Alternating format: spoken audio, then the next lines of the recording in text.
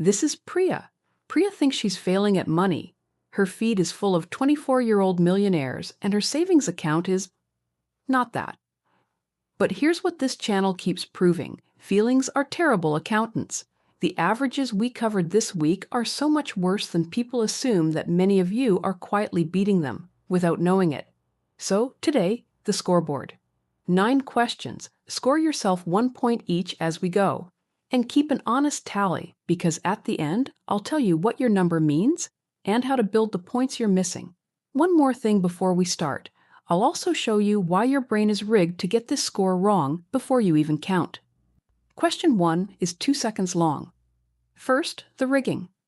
Your brain runs 2 programs that guarantee you underrate your own finances, and you should know their names before you score yourself. Program 1, upward comparison. Human attention locks onto people who have more, never the median, never the struggling, always the highlight reel above you. You've seen this all week. The algorithm feeds it on purpose. The result is a scoreboard where you're permanently losing because the opponent is a composite of everyone's best day. Nobody feels rich compared to the internet. Program 2, negativity bias. Your brain files money mistakes in permanent storage. The dumb purchase from 2021, the investing you didn't start, while filing money wins in the trash. Paid the bills for 40 straight months? Not newsworthy, says the brain. Missed one payment in 2022? Front page, forever. So your self-assessment runs on a database of your worst moments compared against everyone else's best. Of course you feel behind. The next 9 questions bypass both programs because they're binary, yes or no. Facts, not feelings.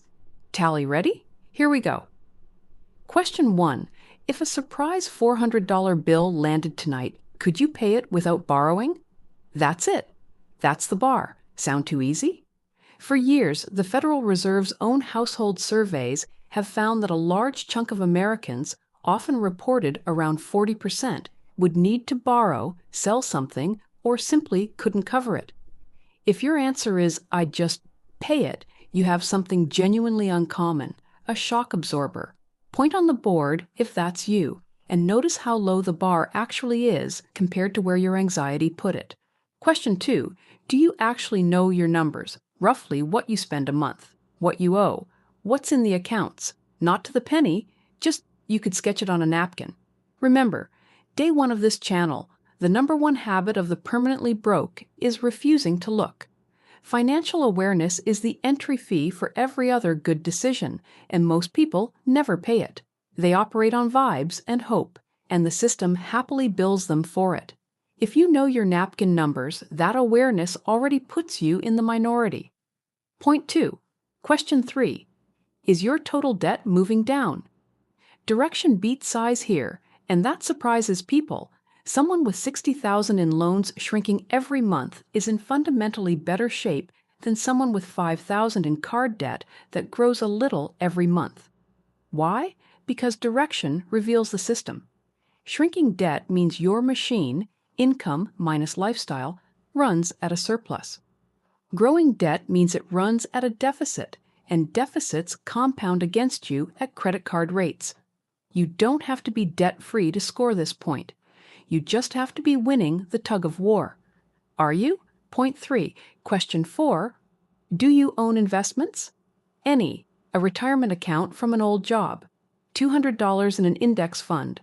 A pension building quietly in the background.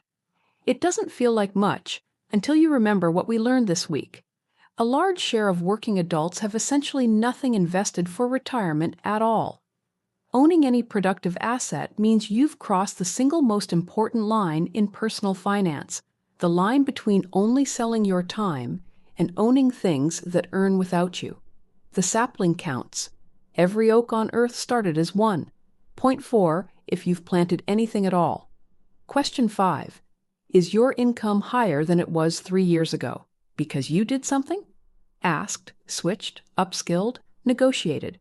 This one matters more than any frugality tip we've covered, and yesterday's income ladders explained why. Cutting has a floor. Earning has no ceiling. An income that steps upward every few years is a compounding machine all by itself. If yours has direction and intention behind it, take point 5. If it's been flat for years, that's not a failure, that's your highest return to do item, and yesterday's video is the map. Question 6. Does at least one good money decision happen automatically? A transfer to savings on payday, a retirement contribution straight from your paycheck, an auto payment that clears the card in full. Small automation beats big intentions every single time.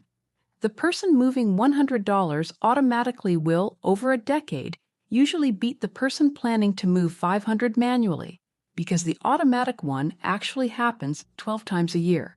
If a robot somewhere is quietly doing something smart with your money while you sleep. Point 6. You've understood the deepest rule of this entire channel. Never rely on the version of you that's tired. Question 7 is psychological, and it might be the rarest one. Can you decline spending out loud to other people without inventing an excuse? I can't afford that right now.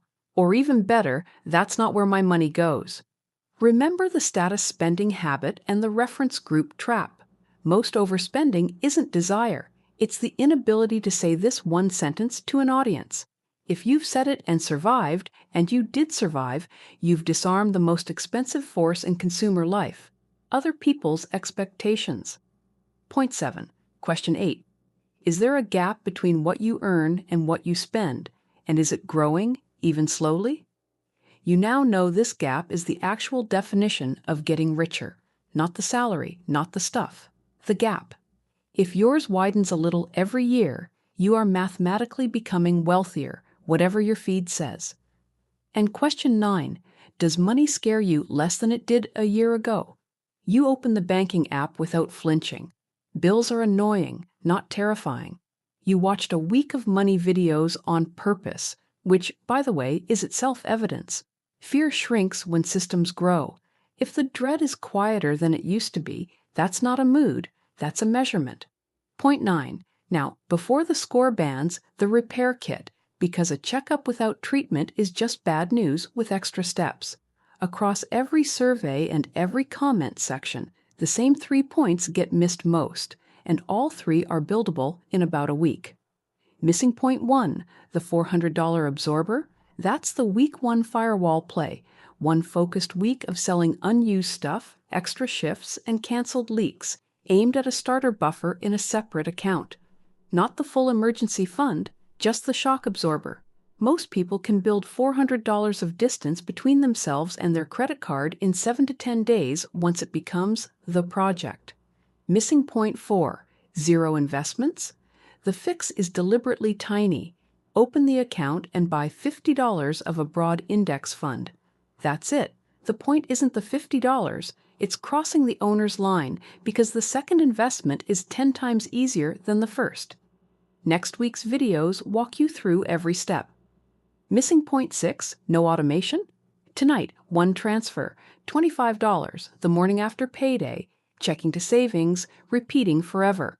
5 minutes in your banking app. It will feel embarrassingly small. Automate it anyway.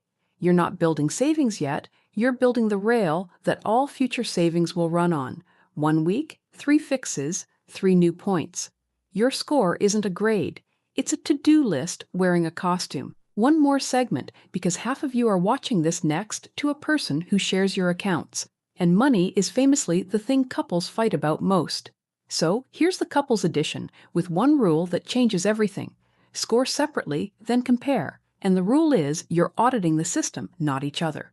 Not you always overspend, but we're missing point 6. Nothing is automated. The 9 questions are useful for couples precisely because they're about structures, not virtue, absorbers, direction, automation. Structures don't have feelings.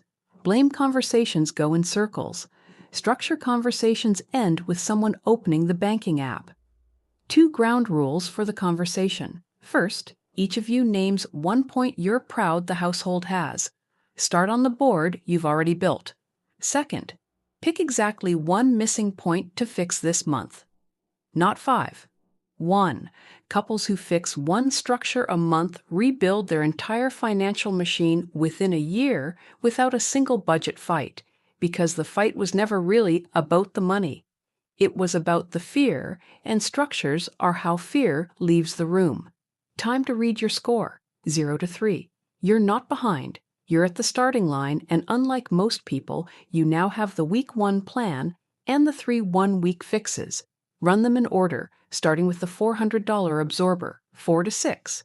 You're ahead of the average American on almost every stat we covered this week. Your job now is automation and consistency, and your missing points tell you exactly where. 7 to 9, you're quietly winning. Stop comparing yourself to strangers on the internet and start optimizing, because your next problem is a good one. What to do with the surplus.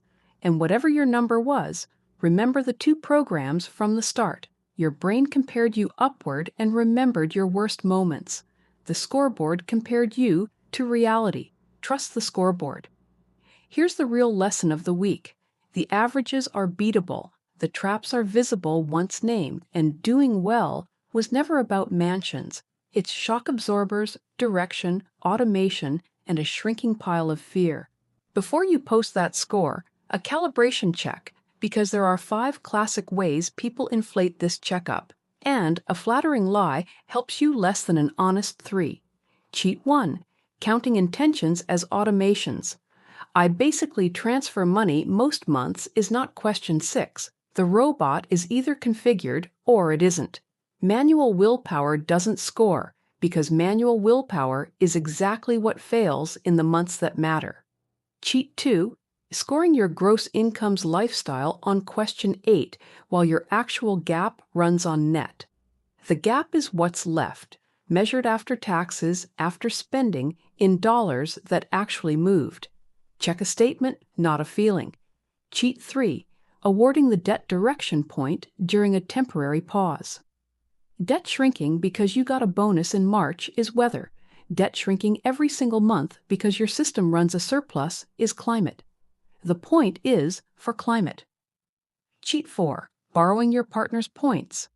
If they run the retirement account and you couldn't name the balance's first digit, question 2 and question 4 are theirs, not yours, which is precisely why the couple segment had you score separately before comparing. And cheat 5, the subtle one, grading on last year's crisis. I could handle a $400 emergency. I did in January. Did handling it involve a credit card that's still carrying the remains? Then the shock absorber wasn't there. The shock got financed.